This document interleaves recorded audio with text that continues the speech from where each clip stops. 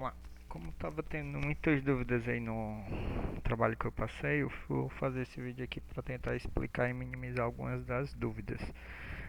Primeira coisa com relação a isso é a leitura do trabalho, né? Quando vocês acessam lá o trabalho pelo Unifo Online, na descrição do trabalho tem falando, leiam todo o arquivo. E aí muita gente acha que não está lendo o arquivo e aí essas dúvidas estão justamente por causa disso. Primeiro, quando vocês abrem lá o arquivo, tem algumas informações iniciais e no final também tem algumas observações que são importantes para vocês darem uma olhada. Não vou ler todas aqui não, vocês deem uma olhada nisso depois. Porque algumas pessoas até me perguntaram por torpedo e perguntaram ao monitor também é, qual era a função que ia usar para resolver os problemas. E aí dizendo que não tinha função, que não sabia fazer a função, e realmente não tem como você saber fazer essas funções desses problemas, porque são problemas específicos de algumas aplicações.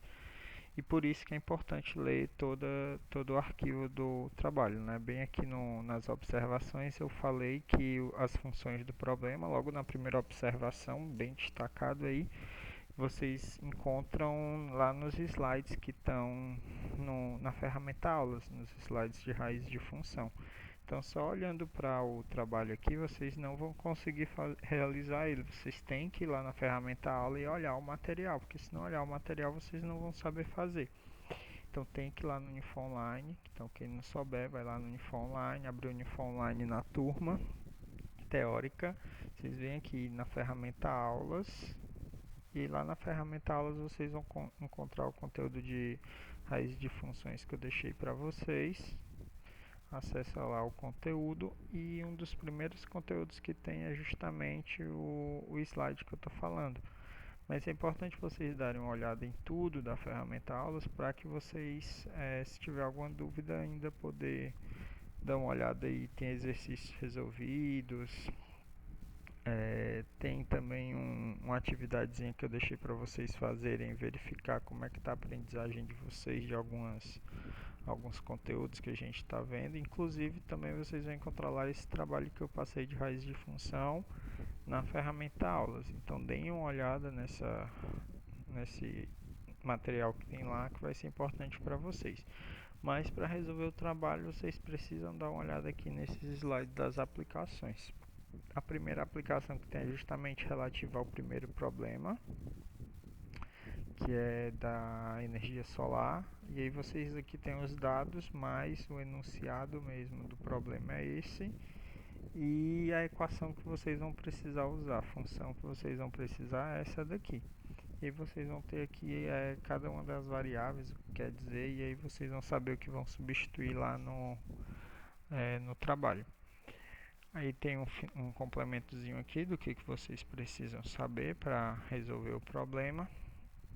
E o segundo problema é o de barris nucleares, que também tem só os dados aqui, e lá vocês vão ver o enunciado e a equação que vocês vão precisar utilizar com as variáveis, o que cada uma delas significa. E aí também tem uma finalização aqui do que vocês vão encontrar como resultado. Além disso, esse slide também tem um resumo da parte teórica, abstração, cordas e MNR, que vocês podem dar uma olhada aí para relembrar. Então, deem uma olhada nesse material que está lá na ferramenta aulas para vocês entenderem o que os problemas querem dizer. Aí, para poder vocês terem uma base do que vocês vão fazer, eu estou pegando aqui esse outro problema, que é a mesma ideia do problema do trabalho, que é a velocidade de queda de um paraquedista, que depende da gravidade, da massa, um coeficiente de arrasto e do tempo de queda que ele vai ter. Aqui é a equação, que nem vocês têm a equação lá dos dois problemas, e os dados estão colocados aqui no enunciado. E é a mesma ideia do que vocês vão fazer no trabalho, pegar esses dados, jogar na equação e deixar a equação adequadamente para resolver o problema.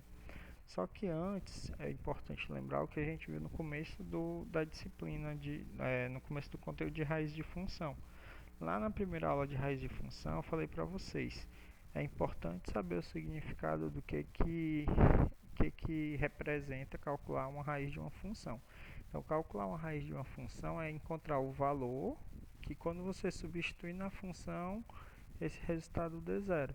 Então, é importante a gente entender isso, porque isso quer dizer que, se a gente quer encontrar a raiz de uma função, a gente precisa ter essa função igual a zero, a gente precisa ter essa igualdade zero.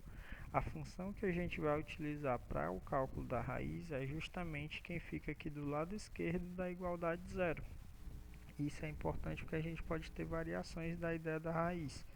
Por exemplo, se eu pegar a função e eu quiser saber um ponto específico dela, um valor específico dela, um valor específico k, isso aqui não está com a igualdade zero. Se não está com a igualdade zero, eu tenho que ajeitar essa equação para ter a igualdade zero, para ter o zero dessa equação.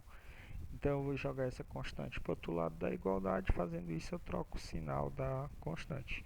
Então eu vou ficar com a igualdade zero. Isso significa que a função que a gente vai usar no método não vai ser a f de x, mas vai ser a f de x menos o k, que é justamente quem está do lado esquerdo dessa igualdade.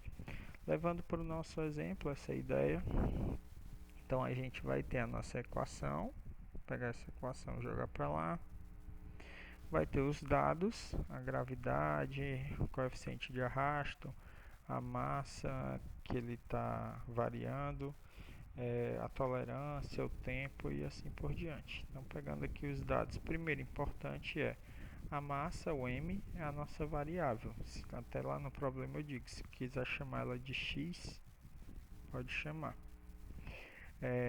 Aí a gravidade, o coeficiente de arrasto, ele quer uma massa entre 85 e 90 kg, que é o nosso intervalo que ele está dando. A tolerância e o tempo que ele quer de queda, 9 segundos. O que é importante a gente entender? Se a gente pegar esses dados, 9,8, 15 e o 9, substituir na equação aqui, a gente vai encontrar uma função da velocidade em relação à massa, que eu estou chamando de x aqui no caso. E aí a gente vai ter 9,8 sobre 15 vezes x, menos 15 sobre x vezes 9. E aí a gente vai ter uma função da velocidade em relação à massa. Só que se a gente substituir esse intervalo 85, 90, a gente vai ver que a função no 85 ela vai dar um valor positivo e no 90 ela também vai dar um valor positivo, ou seja, não vai dar certo aplicar o método, porque não vai ter a troca de sinal. Bem, mas nesse problema, e a mesma coisa que vai acontecer no de vocês, ele não quer saber a raiz da velocidade, ou seja, ele não quer saber quando a velocidade é zero. Ele quer saber quando que a velocidade é 45 metros por segundo. Ou seja, ele não quer saber a raiz da função v, ele quer saber um valor específico. Ele quer saber quando que o v é igual a 45.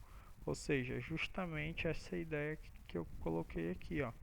Ele quer saber quando que a função dá um valor específico. E aí o que você tem que fazer? Deixar a igualdade zero, jogar para o outro lado da equação.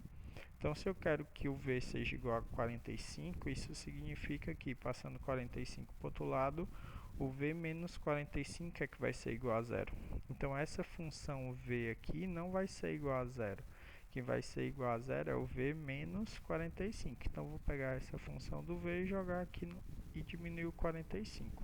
Então, vai ficar 9,8 sobre 15 vezes x vezes 1 menos a exponencial de menos 15 sobre x vezes 9 menos 45. Isso vai dar igual a zero.